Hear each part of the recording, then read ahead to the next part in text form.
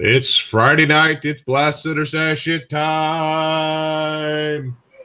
We'll jump right into the quotes, starting with Paul. All right, I'm going to try again to get the year one of you guys. Hold on, I got to mute my the year one of you guys graduated. We're going to go to 1993. Nope. Damn it. Anyway. Close. First female character goes, a philosophy major? Now what can you do with a philosophy major? The guy character goes, you can think deep thoughts about being unemployed. Oh, that sounds so familiar. It's from 93? Yep. It's from a biography.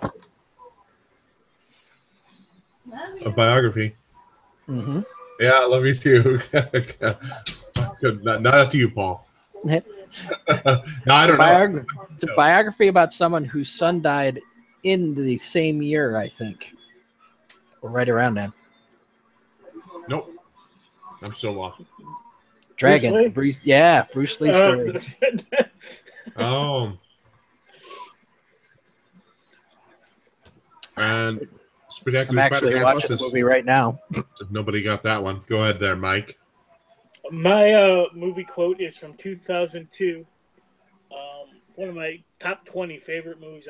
A lot of people didn't like it, but I can watch it over and over again. First character goes, ever see a male? And the second character goes, when I'm running for my life, in general, I don't look back to look at the plumbing. Sounds familiar. Do we have a year on that? What did you say? 2002. I believe. Yes. Yes. I don't know. You don't know? Nope. I don't know. Nope. One other quote from it I can remember is, what's worse? It goes something like this. What's worse than dragons? Fucking Americans. No, it's not. Drew Manchu said Jurassic Park. No, I still don't know. It's Rain of Fire. Good movie. I agree. A lot of people didn't like it, but I think it's great. Is that the one with Matthew McConaughey and the guy who played Batman? Christian Bale. Yeah, is it Christian Bale, that one? What? Yep. Oh, Brian Space Boy asked if it was Debbie Does Dallas.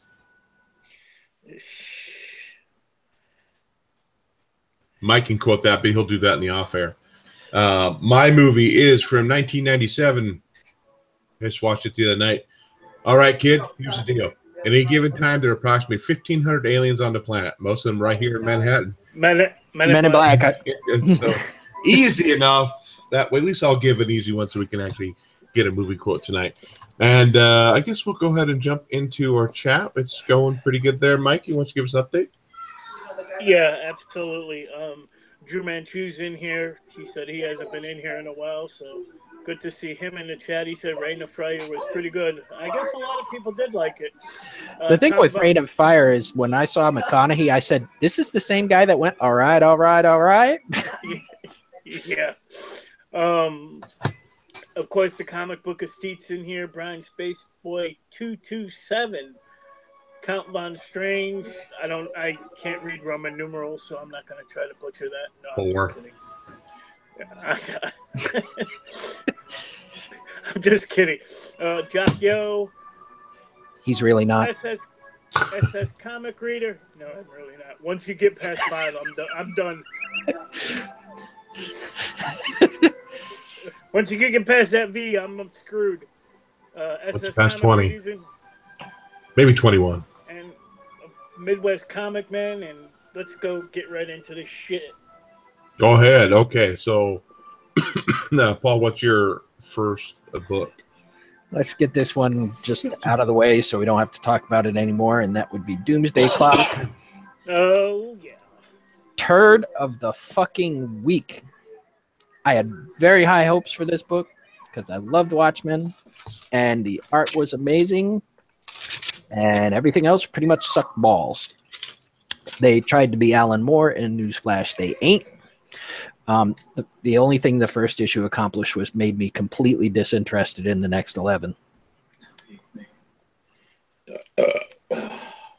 Music's coming from Paul's wife playing World of Warcraft. No, actually, I'm still watching Dragon in the background. Oh, well, never mind. He's watching Dragon. Mike, what'd you think of Doomsday Clock? So what are we, like, in week 33 of Rebirth? Fucking some shit like that? Yeah, 35 for Batman. And they've been hyping this fucking shit up all this fucking time. Right after Batman found the button, fucking, we all got a hard on. And this is the shit they fucking put out. I mean, you don't. It's not even Rorschach. All the like original Watchmen are dead. Am I correct? I think Ozymandias is the only one that's. Yeah, Ozymandias is the only one, and what a total shit show, man! I was so disappointed. Bought 3 copies of this motherfucker. Turn of the week. Yep, 3 copies right here. I love the Watchmen as well, so I mean, I had high hopes. I think everybody did, and I don't know. I think at some level we were bound. It was bound to not live up to our expectations with 1, the amount of buildup, and 2, the love we have for Watchmen. So there's no way it was ever going to achieve that, but it didn't even come close. Highly disappointed. A disappointing blast. I read through it a second time, or briefly, real quick. It made a little more sense. I'm not saying it was great by any means. Now, this guy's saying he's not Rorschach, or he says he is. The people are saying he's not Rorschach. We don't know who he is yet, right? And these other characters, I don't know a whole lot about Watchmen. I think I've read through it like 1 time. So we have Erica Manson and Marcos, the 2 people he's rescuing from prison. Are they in the original story at all? Nope.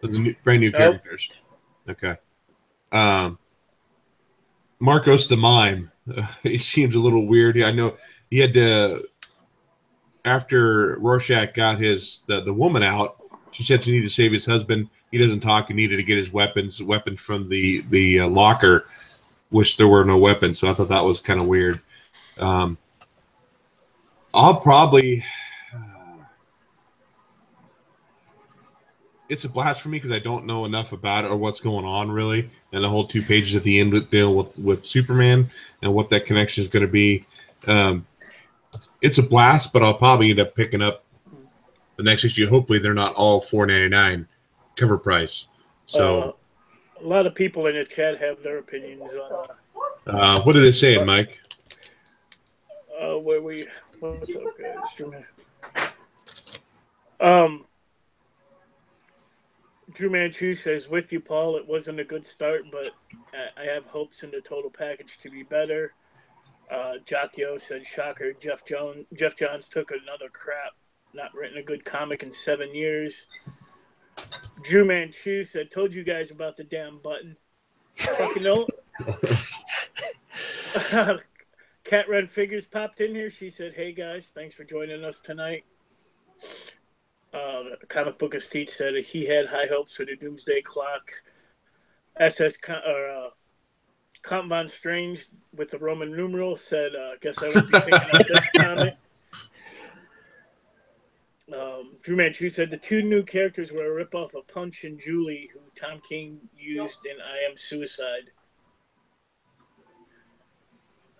Blade H12, welcome. He said he got 4 copies of Doomsday Clock.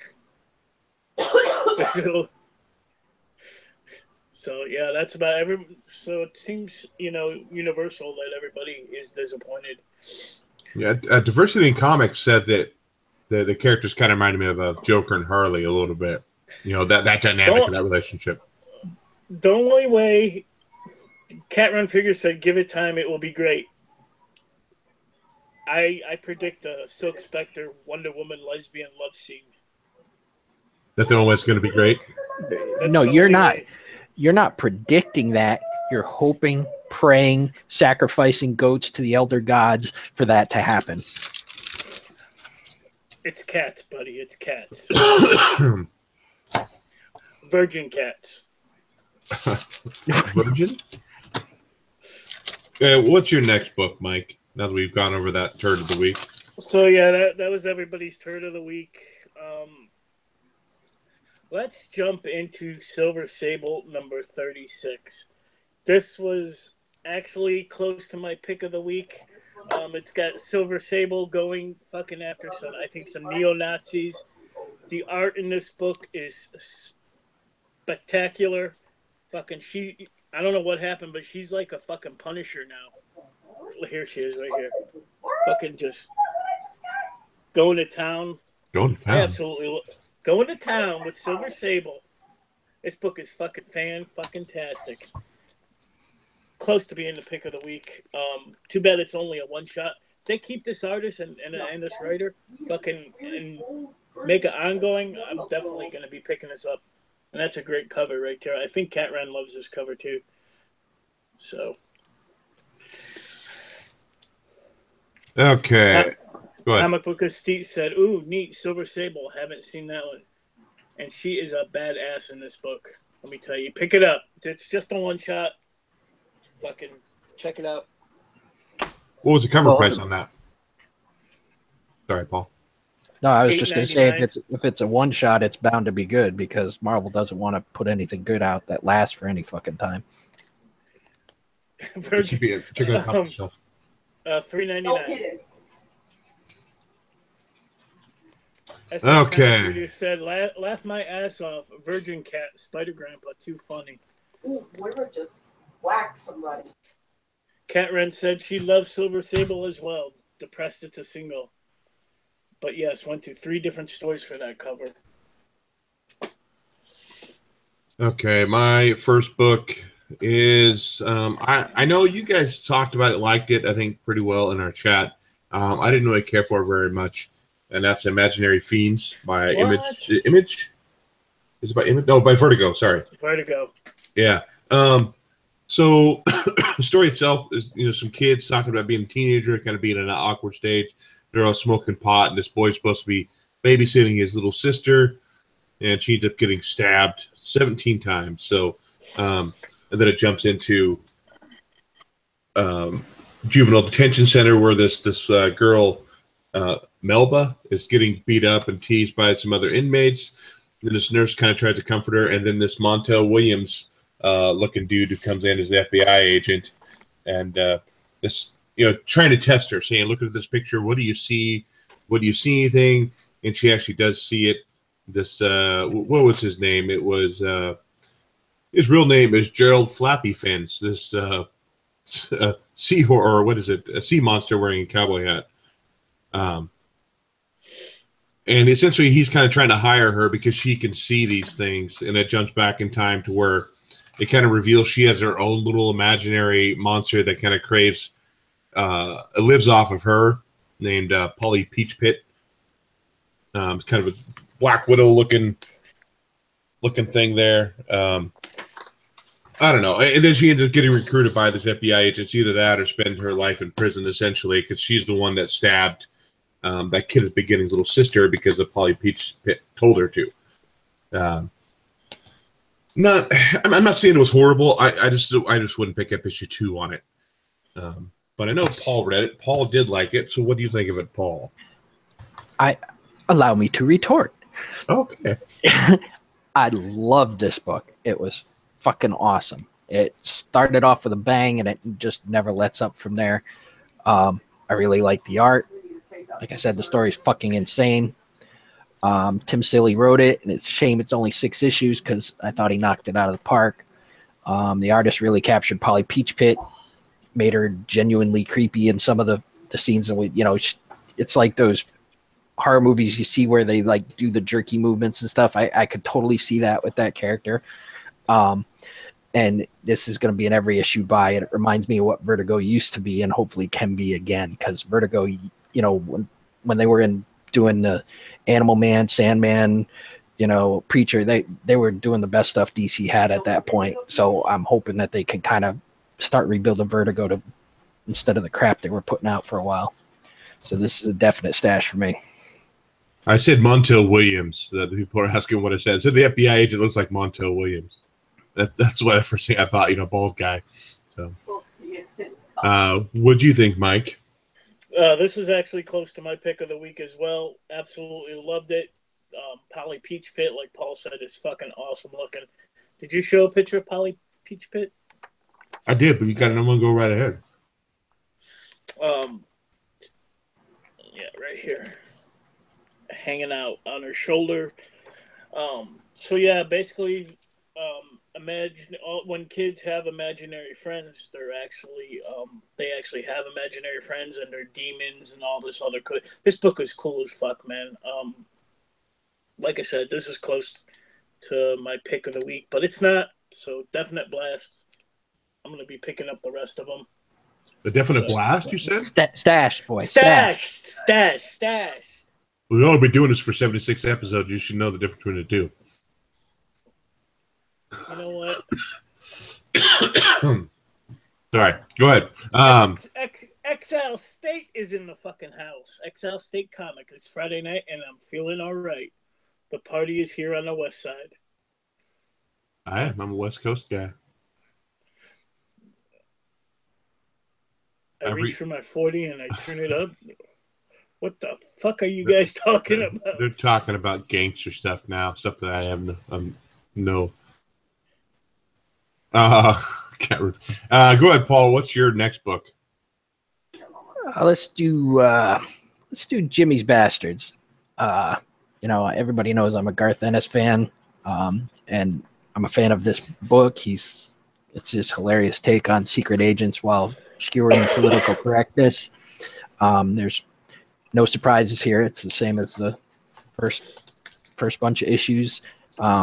Solid, consistent, funny stuff, and I don't want to give too much away, but it ends on another hilarious take on PC bullshit that made me laugh out loud. So this is stash for me.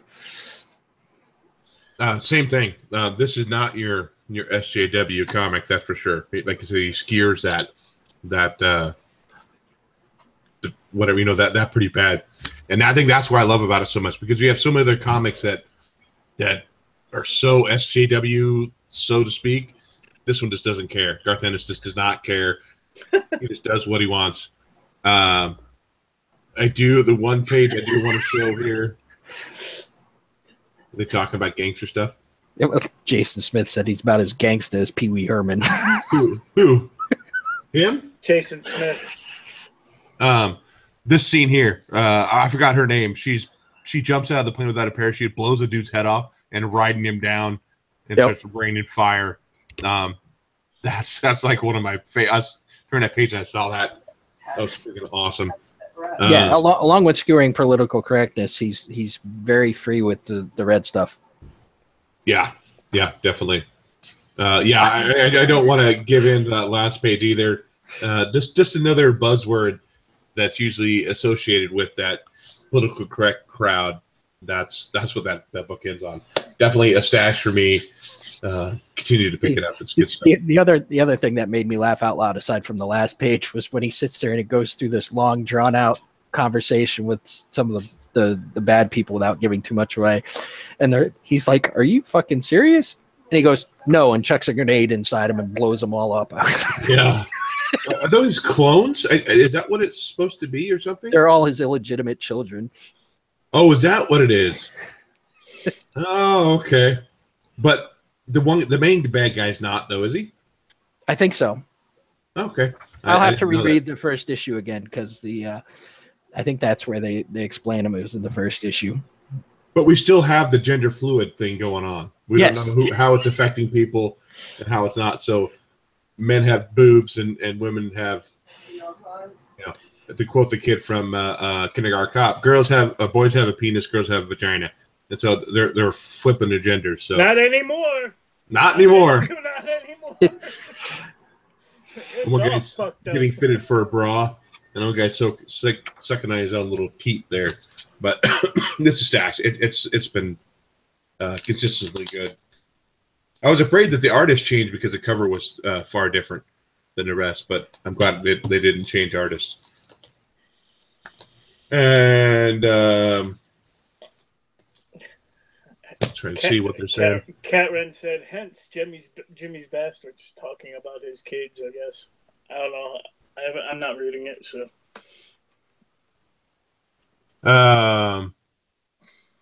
Okay, Mike, what's your next book?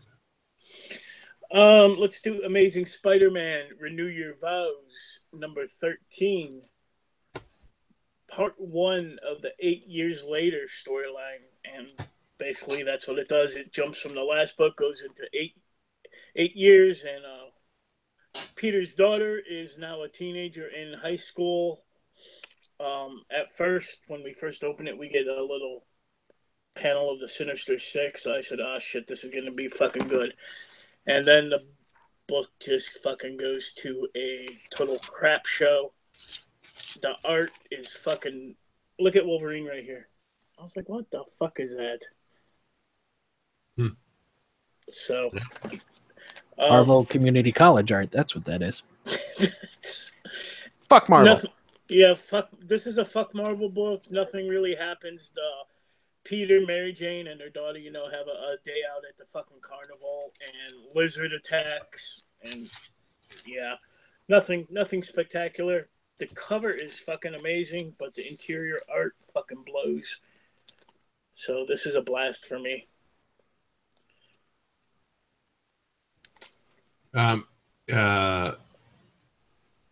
He's asking, how do we feel about the 8-year time jump? I assume he's talking about the Doomsday Clock. How do we feel about the 8-year time jump? And I think he's talking about Doomsday Clock. I think he's talking about Renew Your Vows. Is that, I know that about that time blah blah blah. Time jump in Doomsday Clock too. Okay. Is that what happened? They changed the fucking creative team?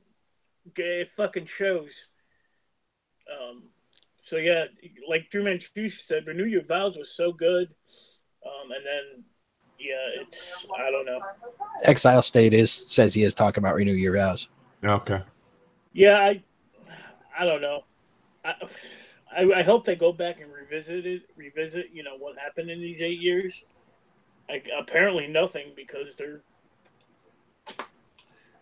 moving right along. Okay, my next book is Happy Thanksgiving to you. Liking the covers 4963. Oh, good thing that wasn't everybody. Yeah, that was a good thing that wasn't Roman numerals. You would have been screwed, Mike. You would have had if we would have watched him literally have a stroke on the camera. I hope everybody's turkeys were stuffed properly. Oh, whoa. Double entendre. Happy Turkey Genocide Day. My next book is Void Trip by Image Comics. Now, going into this book, yes, I live in Oregon. Yes, marijuana is a pretty popular thing here, but no, I don't partake there, Paul, just because I live in the patchouli state. Say it isn't so. I know. There's marijuana there? Marijuana there. I wasn't gonna have a whole lot of expectation going to this book. It wasn't bad. I don't think it was very bad at all. So the two main characters are Anna and Gabe. It's like a space. What? Inside joke. Okay. If you watched my fucking haul video, I said I don't want to see pictures on Facebook with fucking goddamn all your turkey dinners because we're all eating the same shit. The only way I want to see fucking pictures of your dinner is if a goddamn Pikachu is coming out your turkey's ass, or fucking a xenomorph is popping out your sweet potatoes. And Cat ran tagged me on in a picture on Facebook with I don't know, one of the Pokemon in a plate of Thanksgiving dinner. It was pretty funny. It made my Thanksgiving, actually. I cried a little. So Void Trip. So two characters, Gabe and Anna, and so they have this thing called fruit. So it's the fruit that they have like on different areas. She talks about how it's grown differently and all this stuff. So kind of a connection with marijuana there. But they're space hippies, I guess, is what the best way to describe them. They're trying to steal gas at the beginning of it, and then they get caught by this dude that looks like Ludo from Labyrinth. There, he's a truck driver delivering the gas, and he ended up giving him gas because they told him that they had saved his truck from getting robbed. And then it goes in. They're eating this fruit. They end up running from the cops, crashing their little RV thing, and then they want to turn on the AI to repair the rig, because then they could back to you. Yeah, because it turned on a tracking, and so they end up going to this bar, and if this squid-looking thing is like a mob boss kind of, and I guess he's looking for him. They never explain why. He ends up going and sitting down with him at this booth. They give him this fruit. He starts hallucinating, just doing all this crazy stuff, stepping on, killing these little pieces of fruit. But then it just jumps right into, all of a sudden we have Anna and Gabe out in the desert with this light sword. There's no explanation of how they got there. Maybe that's part of the Void trip. I don't know. But wasn't a horrible book. Not one I'd pick up again. So I would say stash or blast for me. I mean, if I could find $1 bet, I might pick it up. But other than that, I didn't like it very much. The comic book, as Steve said, he's got sagging man breasts, and he has to do more push-ups to get rid of them. I've been doing push-up. I got sagging man breasts too, but I like them. Yeah, he's gone to that gender fluid. Mike sits in his bunk late at night and just fondles them. That is correct. We have a couple new viewers in here, Mike, too. The Chinist is in here. I saw already shouted out liking the covers. 4963. Who else is in here? Jason Smith. Oh, he's been in here for a while. Oh. Well, I have firm pert man breasts. That should have been the name of this show. Firm pert man breast. Hashtag it. Hashtag it. Okay. We'll go to Paul. What's your next book? Since I'm on the Garth Ennis train, let's go next to Punisher the Platoon. He jumps from irreverent comedy to his other skill, which is military and Punisher books. If you've read anything like war stories, it's very clear that Ennis enjoys the military stuff, and his runs on Punisher have been really good. This is a deeper look into the origins of the man who would become the Punisher, and it goes deeper than we've ever seen before. And it's not a Punisher book by any means. This is a military book, but I'm thoroughly enjoying it. It, really captures a lot of the Vietnam War well, and I can't recommend this enough. It's just really good. So this is a definite stash for me. I'm going to keep buying this. Yeah, this book didn't have a whole lot of action going on in it. It was more backstory, like you said. They find out that the M16s keep jamming on them, and they want to go back and try to get the M1s or the M14s. M14s. So Punisher knows this guy. He can trade AK-47s to get some M14s, but he finds out the guy's doing deals heroin too, and like you said, kind of back to Punisher's roots, where it says Scuttabutt says there's a heroin going around. Why am I shocked? You're as you are, sir. It doesn't come anywhere near 861, so that's his platoon. And the guy's kind of freaked out because Frank Castle's like, dude, keep that shit away from us. I don't want it near my guys. So this kind of thing, it shows back that he has this hatred for that kind of lifestyle, back even then. But a little more backstory into the Vietnamese. Nothing a whole lot. And then Frank Castle says, we need to make sure we hide these guns. We need to keep the other ones around. But we need to make sure we keep, in case we get inspected, essentially, we have the guns. And kind of very end, it shows kind of how relaxed Frank Castle is. He's on a helicopter, some guys blasting an M60 off the side of the chopper, and he's just going to sleep. Doesn't faze him at all. Good book. I did forget about the end with the sniper, where you see the guy out in the field, but I'll leave that for you to read. Definitely a stash. This is a 6-part miniseries, I think. I think it's 3 more books left to go. I think it's 6. But a stash for me. Garth Ennis, good on this too. So yeah. Mike, what about you? Go ahead. We got 2 pillars of the comic book community in the house. Came in at the same time, like they were motherfucking holding hands. Don, the comic book junkie, and the great legend. Next book is, let's do my pick of the week. If it's Got 21 My viewers. pick of the week is motherfucking viewers. Yeah. The rarest. That's Really hard. Go ahead. Sorry, I interrupted you. Did you interrupt me? I did. My pick of the week goes to Thanos number 13. Thanos wins part 1. Now, Drew Manchu, I might need your help in here.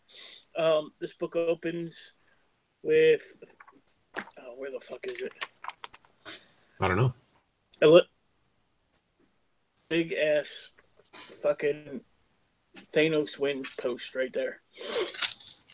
How does Thanos win? Well, I don't fucking know. So I started reading this fucking book. And he is on the planet, you know, them fucking Chitauri or what? Chitauri Prime?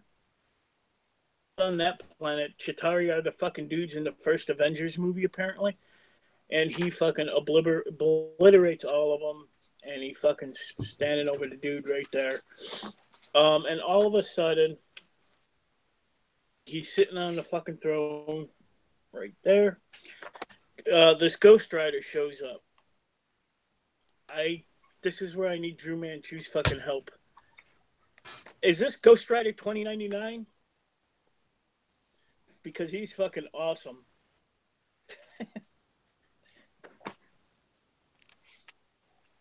And he basically fucking takes Thanos into the future, where Thanos meets his future self. And he's a king. And if you saw my Facebook post, I guess in the next issue he's got Maestro in chains and fucking. This is just an amazing book. Space Ghost Rider first appearance. It's this headset. I couldn't tell which rider it was. Hold on. Fucking, there's that whole time period where I wasn't reading comics. And here he is, Drew Manchu. He's fucking.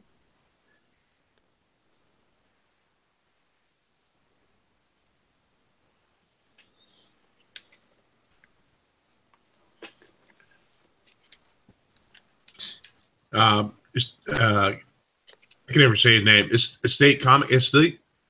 Exile State. Excel State says it's a new writer, from what he understands. Oh, okay.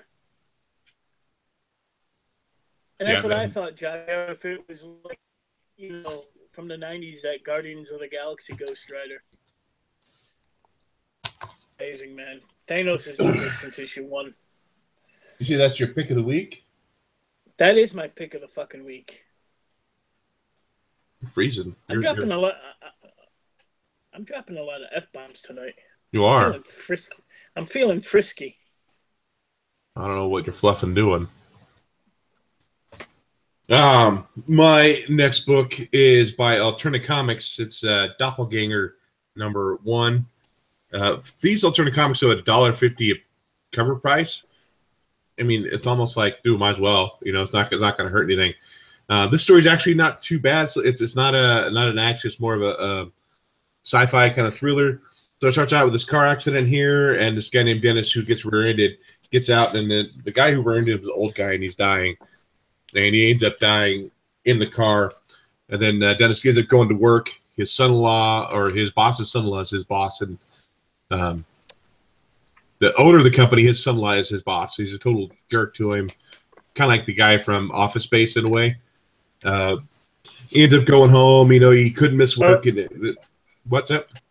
Uh-oh. I gotta behave myself. Mighty LJ's in the house. No, she's in the house now. So he goes to work.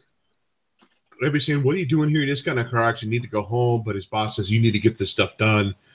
He ends up sticking around work. He ends up going home. His wife got him his favorite pizza. Like this right here, favorite pizza. There we go. A little ranch on it. And she says, "You need to stand up to him. He's kind of a jerk." But he ends up going and taking the dog for a walk. He says, "I'll be back." And then clear my head, go for a walk. Goes for a walk, comes back, and he finds essentially himself right on the front porch. So let me get to the page here. Yep, there he is. Right there. He finds himself on the front porch. And That's his doppelganger, and he says the doppelganger has all his memories, has essentially down to every single cell, and that the old Dennis will die in 36 hours. So essentially, the old guy that was in the car accident, the first person he sees right before he dies, he ends up taking over their body and taking their. This guy has 36 hours before he dies, and the doppelganger takes, cleared out some money in your bank account, go have fun, end up knocking him out, they get in a fight. But it's a decent book. It's a 4-part miniseries for $1.50 a pop, $6 for 4 issues. You really can't go wrong. It's a stash for me. Pizza and ranch, yes, sir. I can't stand ranch dressing. Well, out here in the West, we put ranch on everything. Yeah. Oh. I think in Iowa it's state law. Okay, Paul, what's your next book? Well, since it just got mentioned, let's do The Demon Hell is Earth. I thought it was pretty good. The art was really good, and it looks like DC's going full-on supernatural with this, which I think is a good thing. We need more of that. I never read a lot of the old demon stuff, so I don't know if they're making a big change in the character at this point. I thought in the past he was somewhat of a hero, and now it seems like it's more he's a bad guy, and he's the guy that has him inside him is the good guy. So I mean, it's kind of doing the Jekyll and Hyde thing. I'm interested in seeing where they go with it. Is he still rhyming? Rhyming all Yes. his words? Yes. Okay. So I mean, I definitely am gonna keep picking this up. I thought it was a decent first issue, so we'll check it out. Yeah, this is it's a miniseries too. It's only 6 parts. What's in between a miniseries and a maxi series? Maxi series like 12 issues. Miniseries Yeah, I think any miniseries they usually consider anything up to 6. Okay. So yeah, like you too. I don't know a whole lot about the character Demon, other than maybe the couple times I've seen him in some of the DC animated stuff. That's about all my knowledge of the Demon. So we have Madame Xanadu, who shows an appearance in here too. She sees Jason Blood's visions. She's trying to track him down. And it was pretty good. The art was pretty good. I liked it. It did have a cool twist at the end. Beginning of it, Jason Blood's fighting essentially with the demon. He's not changing the demon. He's seeing visions of him and saying, you can drink all the whiskey you want. It's not going to make any difference. Maxi series is for your menzies. But it had a cool twist kind of at the end. I really dug it. Not my pick of the week, but it's up there for one of my favorite books of the week. And I'll be picking up probably all 6 of these of the Demon. So, yeah, I mean, I think most of the times I've seen him before is when he was guest starring in someone else's book. Mm-hmm. So, I mean, he was more of a big character, so they didn't really explore too much. So that's why I'm like, I don't know a ton about the character. We have 22 viewers watching right now. And that's because I don't have any pants on. Did you say what I thought you did, Huey? What, about the Demon? I don't know what she's talking about. I'll probably get an earful later. Either Mike, that or a slice of Papa Murphy's upside the head. Yeah, I might have that too. Mike, what's your next book? Let's do. I only got 3 left. Let's do Cable 151, a continuation of the Newer Mutants. Let me open this up so I can remember what the fuck I read. So, Jesus Christ.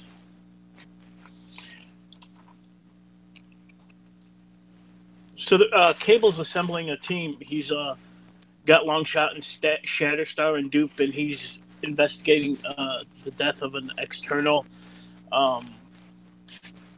The Black Queen's in here. Who is this freaking chick? What does she call herself? I thought it was America, but her codename's Armor. She's hot.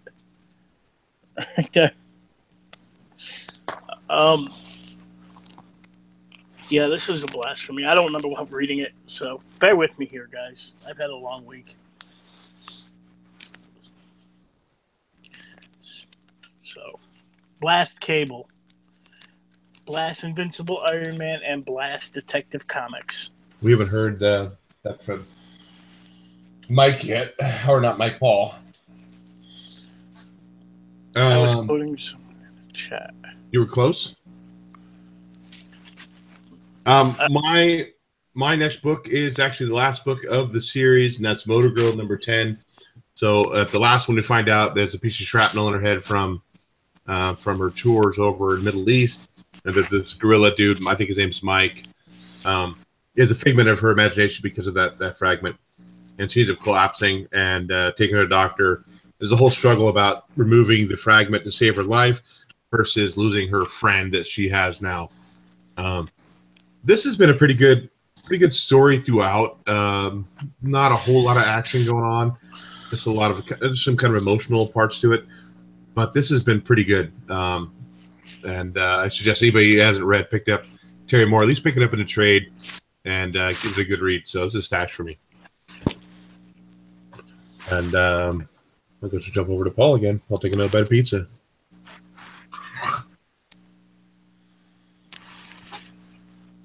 You're muted, Paul. Catherine says she's so sad I'll miss Motor Girl. Now it makes me interested to read it now that it's finally over. My final book is also my pick of the week, and it's one I think I got it last week, but Dave hadn't gotten his yet. And that's the Rumrow number 2, which is the Kickstarter that we did. It was one of our Kickstarter books. It was our first Kickstarter book. The first one, right? I think it was the very first one. Yes, that was the first one. And when we did it, we reviewed issue 1, which was really good. But I thought issue 2 was a whole nother level. Stories by Andrew Maxwell.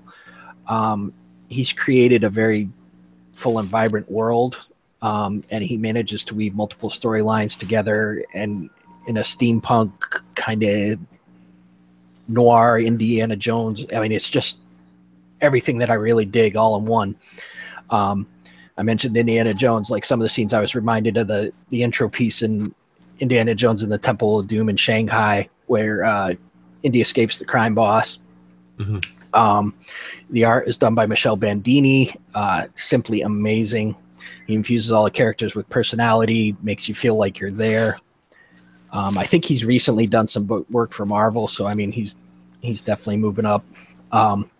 Book includes a sketchbook at the end, which explains some of the factions in the world that they have. I can't recommend this book highly enough. It's easily as good in it as anything the majors are coming out with, and probably a exponential level above anything Marvel comes out with. So, I mean, I really, really love this book, and they're going to be doing an issue 3 soon, so I can't wait for that Kickstarter. Yeah, you're talking about Indiana Jones kind of feel to it. Yeah, I definitely see that. When they're flying the plane down, trying to catch that guy that they were that ran out of that. What is it? What name of the blimp? That's the beginning of it. The jazz club. He went up on stage there trying to find him, get information. Still, people trying to get the plans to the Albatross. That's still in here as well. Yeah, it's just an overall good book. Thick book. No, of course, it's being an indie book. There's not really any ads in it either, which is kind of nice. Not flipping a page and seeing a Snickers ad, with King Kong wanting the Snickers and somebody give it to him to calm down. It is a really good book, really good story. I'm digging it a lot. Yeah. Yeah, like the I mentioned the sketchbook at the end. It's that doesn't cut into the story at all. That just adds to the thickness of the book. Yeah, and that gives you a little more depth into the story as well. So I might give you a little more to tide you over till book 3. I was shocked. I went to my CLZ app. Those were in CLZ, Rumrow 1 and 2. Excellent. So, I mean, I think the sketchbook is good with the factions and everything, because I think they did introduce quite a few characters in this one that weren't in the first one. So it just kind of, and they have a map of Rumrow, and like I said, he's really put some time into this. He's created this world, and he really fleshes out and really tries to make it come alive, and he's doing an amazing job with it. Mike, what about you? What's your next book? I don't really have any. What? Well, I'm going to spend $200 a week on comics. Yeah, Mike, I read 50 books a week. I haven't read everything. I mean, I got X-Men Gold right here with a pretty awesome cover. I haven't read it. I got Nightwing: The New Order, number 4. Hey, look, he had a nose. Yes, he has a nose. I got Generation X, number 9. I haven't read it yet. Gotham City Garage, number 4. Haven't read it yet. And Suicide Squad, number 30. I haven't read it yet. You've gone through all your books too, Paul, right? Yes, I am done. Okay. So I'll just do kind of what you did to quickly run over the last few books that I read. Redneck number 7. The end of it, it's been kind of dragging slow for me. The end of this book maybe has pulled me back into it. At least to maybe check out the next one, number 8. But if it's not good, I'm dropping it. Commandy Challenge number 11. I can't wait for this to be over. I just want to get the last one, read it, and be done. There were a couple in this series that weren't too bad, but the majority have been pretty damn slow. Not my kind of book. Teen Titans wasn't too bad. We saw the character, I think it's Oliver Quinn's niece, I think. She's still part of this. Damian kind of says, I'm sorry, says that basically he needs a team in order to fix what's going on. So that was kind of a cool, I guess, growth in Damian. Nightwing New Order number 4. We meet the Teen Titans as they're older characters. They're trying to help Tim Drake, save his son, but yet he wants to keep this project in motion. They're trying to say, dude, what are you doing, dude? This is all because you created this. This is what caused all these problems. And we find out who his son's mother is, and that is Starfire in this book here too. So the dynamic between Starfire and Tim Drake kind of go back and forth, talk about how their relationship kind of went into shitter. So still a good book. This is, I think, 6 series. Yeah, this is 6 too, so 2 more to go on that. It hasn't been too bad. And that's all my books this week. That is all your books. So I'm glad to see, from the sound of things, I was justified in dropping Redneck after the last issue. Yeah, I mean, there's stuff that I don't want to give away, other than they kind of talk about trying to keep the tribe or whatever small because it's hard to feed a bunch of people. I'll leave it at that, and how the dynamics have flipped in that. Yeah, that's the only thing that would keep me come back and read issue 8 to find out what's going on with that dynamic. But other than that, it's been kind of going downhill. Yeah, I thought it came out of the gates really great, and then I thought the end of the first arc, I was just like, really? Yeah. I'm like, no, I'm done. Yeah. Drew Manchu said Moon Girl and Devil Dinosaur was awesome this week. Great Fantastic Four stuff. Hints on them coming back, or just like flashbacks and shit? Hello, Pan. Uncanny Kyle Walker's in the house. He said hello to everybody. And They talked about bringing just like the Thing and Johnny Storm, not. Yeah, that's coming soon for like a Marvel team-up book or Marvel 2-in-1 or something. So I think Legend's gonna boycott him until all 4 are back. Yeah, probably. I mean, personally, I think it's a travesty that they're not doing them, but until I think they get the rights back from Fox, you're never going to see them. Which hopefully that's going to work out. That would be awesome. And I mean, and that would also get the X-Men back under Marvel as well. And I think part of that is the fact that basically both Patrick Stewart and Wolverine, brain farting, Hugh Jackman have both hinted that they are 100% done unless Marvel gets the rights back and we could do some kind of team up thing. I mean, if they could get the Avengers and the X-Men and the Fantastic Four in one movie, they will make all the money. All the money. Better than that DC stuff. So Exile State just pointed out something. He said it looked like Mr. Fantastic's arm on the cover of Thanos this week. And I didn't notice it before either. But hold on, let me turn. I guess that little ribbon of arm right there. So I didn't notice it either. Seeking Near Make Comics is in here. He said it's never going to happen.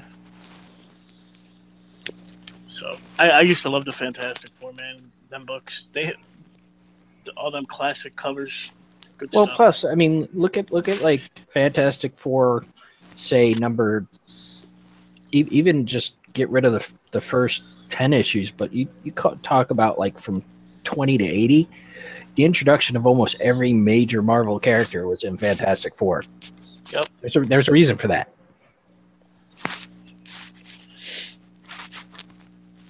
They're coming back. Obviously, the end of Secret Empire was just a start. Fucking what's going to happen is Captain America's going to find a button. And 8 months from now. Anyway. And issue 1 will completely underwhelm us. Yes, it will. So I think it's the time for a segment Mike likes to call. Shut your Funko mouth! You go right ahead there, Mike. I am going. Not a whole lot of Funko news. Walmart is coming out with a Spider-Man Homecoming gift set. Included in this gift set is actually the Blu-ray DVD digital copy of the movie, an exclusive pop with Spider-Man hanging upside down, reading, I think it's a chemistry book, some socks, and some other stuff. Now, the price for this is pretty fucking amazing because you're getting the Blu-ray. It's $35, you can only find it at Walmart. Of course, we're getting Ready Player One pops. Everyone saw the trailer for that movie. Contest of Champions, if anyone plays that game, is getting pops. First one that's going to be released exclusive to GameStop is going to be Venom Pool. And some new Stranger Things pops are coming.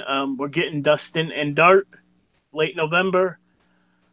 11 in her punk outfit in December, and a 6-inch Demogorgon in February. And then we're getting just a single Dart with a chase.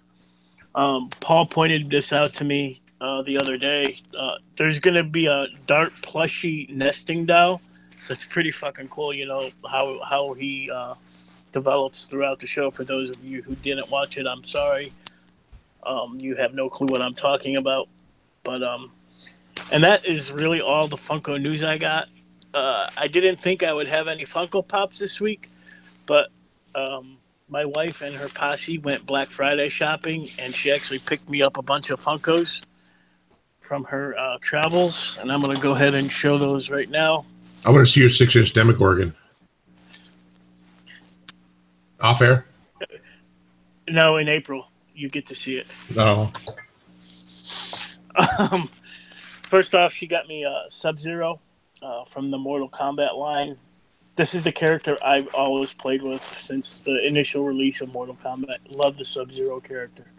And if you're not familiar, that is the line right there.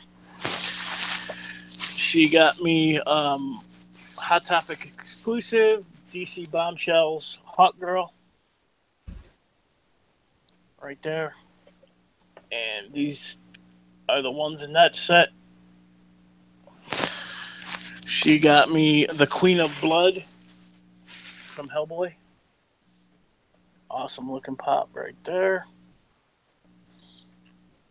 And that is that set. She got me also Ape Sapien from Hellboy. I almost picked those Hellboy ones up, but I haven't yet. I have all of them now except for Liz, Lobster Johnson, and Rasputin. So, pretty cool stuff. And last but not least, from my favorite Disney movie of all time, my favorite Disney villain, and that's Ursula, the Diamond, what do they call this? Diamond Collection, where she's all sparkly. So, I thought that was pretty cool. And here's some other ones on the back right there. And she also picked me up. This is not Funko related. She also picked me up the new Butcher Baby CD. Paul, are you familiar with the Butcher Babies? Heck yeah. Okay. Those of you not familiar with the Butcher Babies, Google a picture of them and they see why Grandpa likes them. Dave's Googling a picture right now. I am. And that is all. They've stopped doing all the bikini stuff and everything, though. I think the nipple tape and everything. Yeah.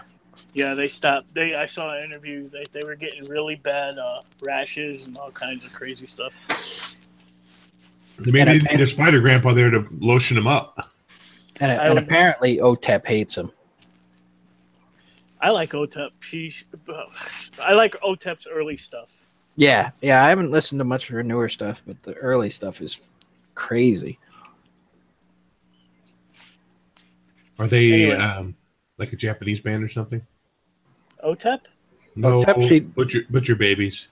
No, Google a picture of them. I was like, OTEP Japanese? No, she's a blonde dyke. Well, I don't watch and listen to the same kind of music as you guys do. So I'm out here in the country. Oh. And before people get offended that I called her a blonde dyke, that's probably how she would describe herself. Exactly. So. Okay, so that's all the Funko. Paul, do you get any Funkos this week? No, I didn't get any this week. I see. I didn't forget you this time. Okay, I'm thinking about you. So I don't have any Funkos either. But go ahead, Mike. What are you going to say? Drew Manchu said the Hellboy Pops are sweet now. It just scrolled up. I can't read it. Exile State, the Batman, the animated series Funkos are awesome. I need to stop buying them. Once you pop, you can't stop. And that's it. So shut your Funko mouth. Okay, I think we could do a little talking now. I think you've seen it. I think, Mike, all the way through Punisher. I am close to the end. I do apologize. I am the slacker in this scenario. I think I'm on episode 11, I think. Now I got crap about Stranger Things. Well, come on. Mike's had a week. You had 2.5 months for Stranger Things. No, it wasn't 2.5 months. Uh-oh, my phone's vibrating. I'm in trouble now, thanks to you guys, probably. Are you Googling pictures of the Butcher Babies? I did look them up, yes. Plus, I will say this. Stranger Things was better than Punisher. I mean, Stranger Things was... I could not stop watching that. Oh, the Punisher was... What'd she say? Then it just went... She said the first episode was amazing, and then it just got too slow. I mean, this is the Punisher. I want to see Punisher fuck shit up constantly. It was a slow burn mind show, and I mean, granted, it had moments of stuff, but I mean, like that first episode when she was like, my wife was like, I can't even watch, and then she could hear the sounds of the bones breaking and shit, and she's like, this is not good. I'm gonna puke. But so you've seen the first episode. So at the very first one, it shows him run down a motorcycle gang. It shows him sniping that dude. We talked about that in the last episode. Now, is that the Punisher prior to him going to work construction, or is this like work construction a flashback? I think that was like before he I don't know whether it was like he kind of went into his own witness protection thing or whatever when he became Castiglione. I think that was because, I mean, you know, they made reference to a couple times of how he was the most wanted man and all this stuff. So I think that's kind of like what got him to go underground. I mean, that's how I read it. I don't know how you read it. Yeah, I wasn't sure. I mean, I know the events from Daredevil happened. He was already been in jail, and he's already looking for him from then. I didn't know if he had actually just gone on after he killed that one general in Daredevil, just continue that killing streak. Yeah, I mean, I don't think the show ever 100% made that clear. Yeah. But what was your take on Chip Micro? you know, it was not like the comic, because if I recall correctly, in the comic he's a fat nerd. But I mean, it was.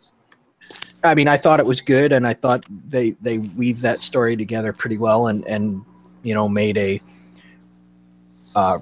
reasonable background on why he was supposedly dead and everything. So I mean, it worked, I thought. What about you, Mike? What'd you think of Micro? The whole time the Punisher was visiting his house and everything, I was like, yep, they're gonna fuck. They're gonna fuck. That's. No, she tried. Yeah, she tried. She tried. I would have took it. I'm just saying. With the cameras on and everything? With the cameras on and everything. He's just gonna have to suck it up. You're a heartless bastard. Do you know that? Count Fun Strange in the chat said, if you haven't seen it yet, watch Mindhunter. All I've got to say is I haven't watched the show yet. My wife has, but I watched like the first little bit of it, and there's a scene with a guy with a shotgun that Count Von Strange will know what I'm talking about, that I literally jaw dropped. It was not what I expected. Yeah, I think the overall the Punisher series had its hits and misses. I would have liked to see more brutality throughout the whole series versus a whole lot of downtime, and then a little bit of action and then downtime action. The other part I don't like is he got his ass kicked so many freaking times, but yet he gets healed in a couple days and he's out back at it again. Dude, you would be so jacked up you wouldn't be able to do anything. I mean, you take a broad arrow to the shoulder and they cut you open the backside and push the whip way through. You're not using that shoulder for a good few weeks. You know, all I could think of was Rambo was it Rambo 3, I think, where he got shot through the. Well, in every Rambo movie, he gets shot through the bicep. But in this one, where he takes the gunpowder and pours it in there and lights it on fire, and then he's good to go. Yeah. You know, I'm like, ready to go. I'm like, yeah, that's kind of unrealistic. I mean, because, one of the things with Punisher has always been he's not super powered. He's not, he's just a dude, Well, this dude got his ass beat down a lot. So dude needs to take a rest for a couple of days, have a sandwich, maybe a couple of beers, and then get back at it. It's like, I thought Daredevil captured the violence and the pure insanity of Punisher better than this series did. Yes. Yeah, I agree with that too. Mike's just in there and I don't know what he's doing. No, I agree. I wish there was more punishing going on, but I love it. I think it's great. Just like the kid with the PTSD and I don't know. It's I don't know. I love it. Yeah. He's talking about the Punisher, no Daredevil appearance. He said that would have been cool to help break out. I did not like the character. Is it Karen? Is that the woman's name? Karen Page. Oh my god, I can't. Every time he sees Frank, starts like bawling. I was like, dude, oh my god, just quit doing that crap. She makes it almost crying in almost every single scene. How about that? It's kind of annoying. And that was literally the only connection to the other shows. The other shows, the other four for the Defenders, there was stuff sprinkled all throughout the shows of various characters coming in and out, maybe for one scene in the entire series. This one, the only one thing that connected it to the other shows was Karen Page. Yeah. Count Von Strange said Punisher needed more Metallica music. Well, I think that they should come out with an Academy Award or whatever for best trailer, because that trailer was fucking epic. The way the gunshots were synchronized with the drums and everything. It was amazing. It was like got me so psyched for the series, and then I watched it and I was like, can I watch the trailer again? The other connection they had, the same news broadcasting company was the same one throughout all the series too. The W whatever it was. Drew and Chusey loved that the Punisher is pretty much standalone. Okay, so moving on from the Punisher, I think most of us fairly liked it for the most part. Would you like to see season 2, Paul? Yeah, I'll watch it. I'll watch the season 2, but make it more like Punisher Warzone movie and just fuck shit up. Yeah, no. Same with you, Mike. And yeah, absolutely. And I don't think they could pick anyone else to be the Punisher than old John there. Well, I mean, it's like I thought that I mentioned Punisher Warzone. I thought Ray Stevenson was, or whatever his name is, was perfect for it because he's this big imposing dude, and I thought he captured him really well. And I up until then I was like, he's the guy. And then they announced Shane, and I was like, I don't know, he's like what, 5'7" or something, but he infuses the character with his personality, and he can own that character. So I'll watch him do it. I think he's the guy.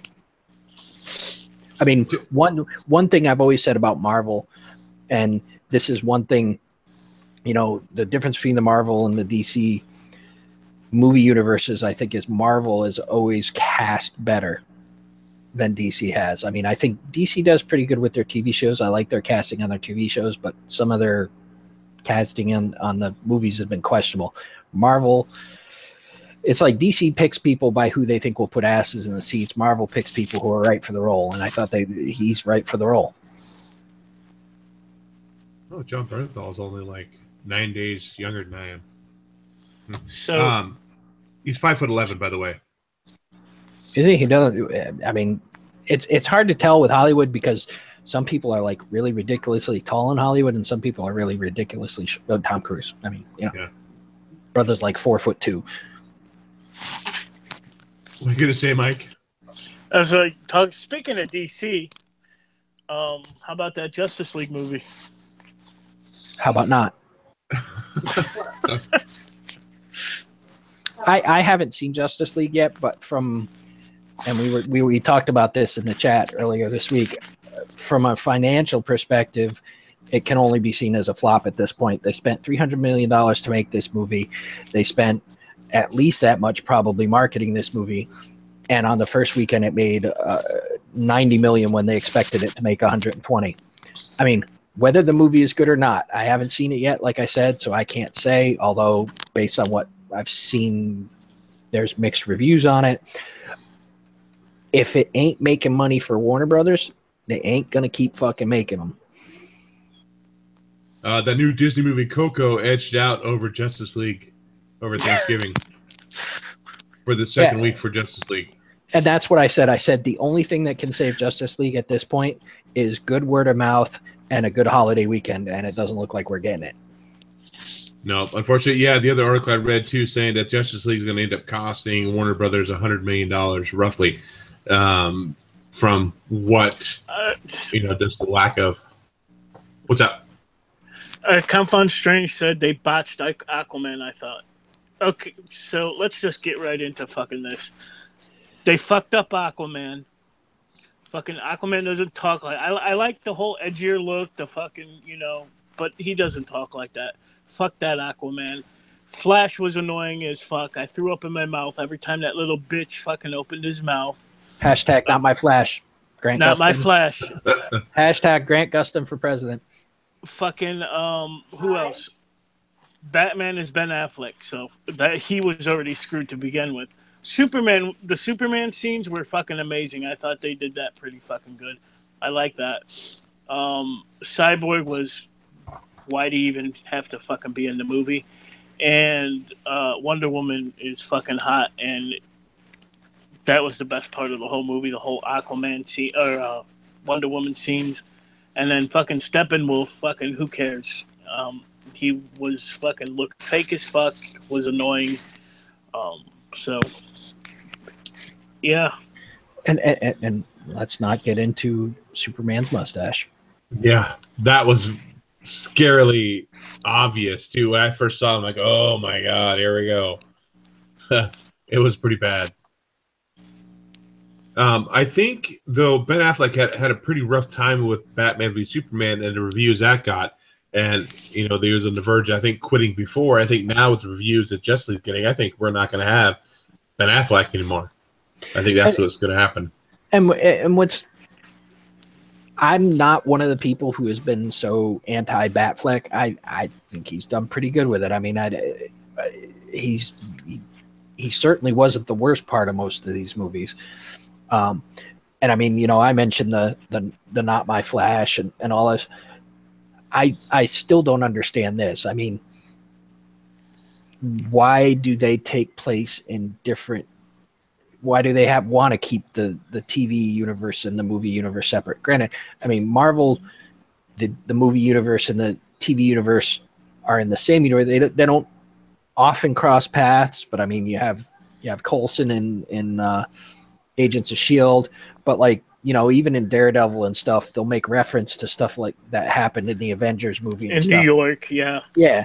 I mean, you get the feeling that everything is part of a greater universe, whereas DC, it seems like they're going out of their way to highlight the differences of the shit. And I'm like, why the fuck would you do that? You're trying to build a universe here, and then you get somebody who, I mean, personally, I love Grant Gustin in The Flash, and every fucking review I've said, this guy is the Flash. He looks like him. He acts like him.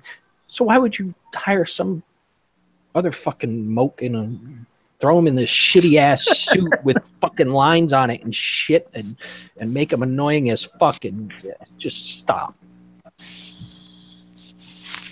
Yeah, there were a couple scenes like the Batman armor in the second or the last act of the movie where it changes.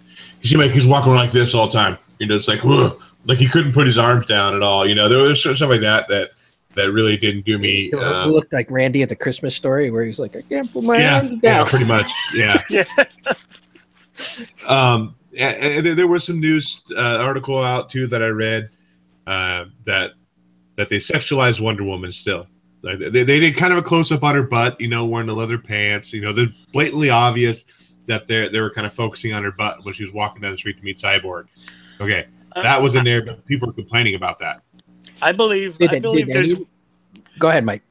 I believe there's one scene where she's in her battle garb and her ass cheeks are hanging out of her fucking goddamn. I think there was a shot of that too, right at the beginning. To me, all I got to say is y'all need to read the early issues of Sensation and Wonder Woman, where the whole concept of the comic was, about bondage and whatnot. Well, plus sex sells. Yeah, it does, and that's my point right there. Now, people were complaining about the sexualization of Wonder Woman in the movie. The hypocrisy of it is Jason Momoa did not need to take his shirt off to go into the water either. Exactly. So that was something for the ladies. The Wonder Woman butt was something for the men. So it's just like you can't. Well, the other thing is kind of black. The other thing is you can't say this is a DC thing, because go look at some of the Avengers movie posters. Every single one of them, you'll see the guy sitting there going like this, and then you see Black Widow with her waist twisted at an impossible angle so that there can be an ass shot. Yeah. Drew Manchu says Wonder Woman is sex symbol, always has been. And I brought that up to my wife. I was talking to her about this whole thing and talking about how where Aquaman didn't need to take his shirt off. That was for the ladies. And she made the point too of Wonder Woman's always been that way. She's always been this beautiful Amazon woman, like the most beautiful woman in the world. Of course they're going to have to make her attractive and sexy and all that stuff, because that's just part of Wonder Woman's character. Well, come on, we all grew up in the same era. Yeah. Linda Carter. Yeah. Linda Carter, yeah. She filled out that costume. That's all I got to say. But my take on Justice League, I'll buy it when it comes on Blu-ray. Hopefully they might have a director's cut again on this one where it might fill some of those pieces and it might not feel so choppy.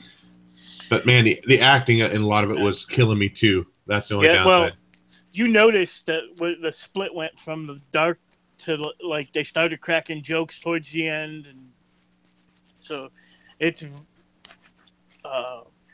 noticeable as hell.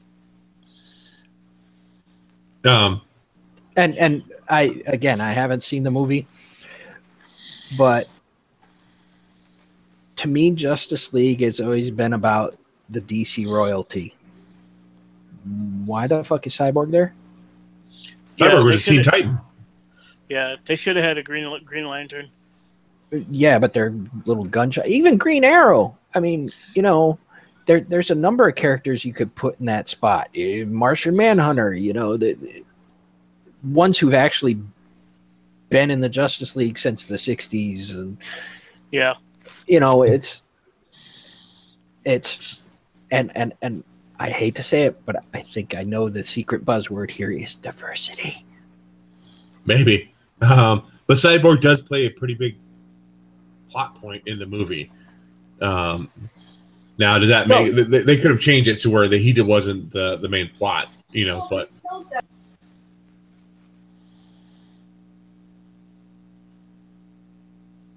But yeah, so I think Cyborg was a Teen Titan originally. They could have definitely put somebody else in there. I think enough as time has passed between Ryan Reynolds' Green Lantern that they could have put one in there and not had that backlash from that first Green Lantern and do it right. But you know how you start by doing Green Lantern right? Don't make a CGI costume when you don't have to. Yeah. And like Drew, there we go. Oh, okay. Yeah. Oh, okay. I see Drew saying about Cyborg's an OG member of the New 52, and maybe they figure that the people watching these movies have only read New 52, but they're wrong. You know, there's old people like us that watch this shit. And I also agree. Drew and I have the same opinion on Zack Snyder. He shouldn't direct shit ever.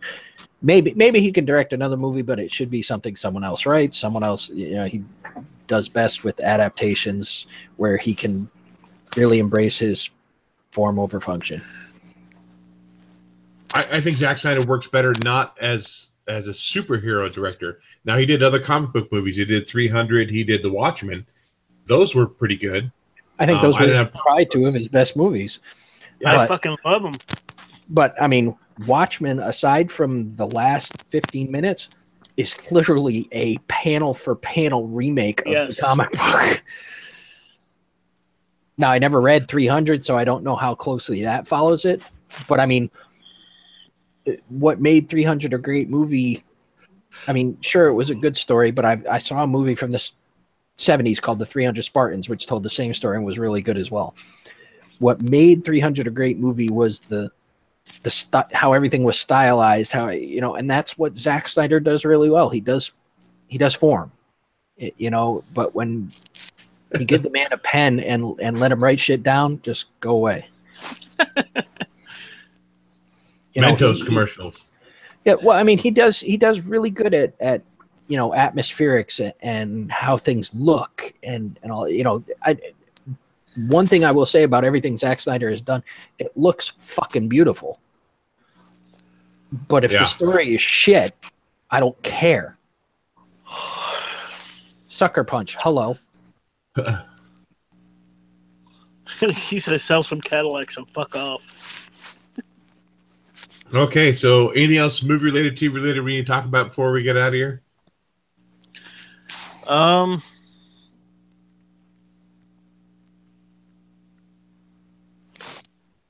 No? I guess not. Okay, so Paul, any last minute shout outs? Anything you want to say? Nah, I've been too fucking busy this week. Shout out to everybody in the chat. We love you guys. You make it fun. I mean, at least once every show I laugh at something someone says in the chat. Mike, how about you? I mean, I think we lost like 11 viewers since our little review on Justice League, but like Paul said, everybody in the chat, I don't have any new subs. So to you, Seeking Nearman Comics, Drew Manchu, those of you in there right now. Seeking Nearman Comics said he would watch a 4-hour Justice League movie. If they did director's cut?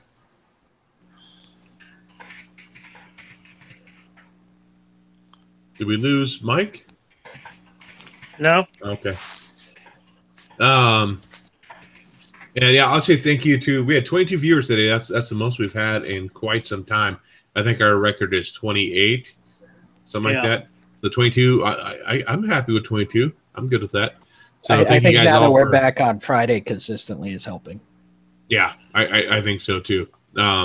So I know Rob just started a live show as well, so we could have dropped some of those people there too. So thank you everybody for showing up tonight. We do appreciate it. Go check us out on Twitter. We try to update stuff on there. Check us out on Facebook as well. I think most people in chat already know that. So, but I don't have any new subs either this week. So next week, though, Mike is not going to be with us. You got work obligations. Yeah, I'm at a new store and I can't really manipulate my schedule like I was doing before. So I will not be here. So if anybody in the chat or anybody watching this in the rewind would like to come in and step in next week and be a guest host on the show for Friday night, get a hold of one of us, let us know, or even post it on the Facebook page saying, hey, I want to be there. I want to be a part of you idiots. So with that. Since you're replacing Mike, deviant sexual attitudes are A+. Yeah. Mike may even do maybe an off-air interview with you. You know, he may ask you to take your pants off. We don't know. But we'll leave it at that. We'll let Mike decide what he wants to do. So whether you blast it or whether you stash it, happy reading, guys, and we'll catch you next Friday.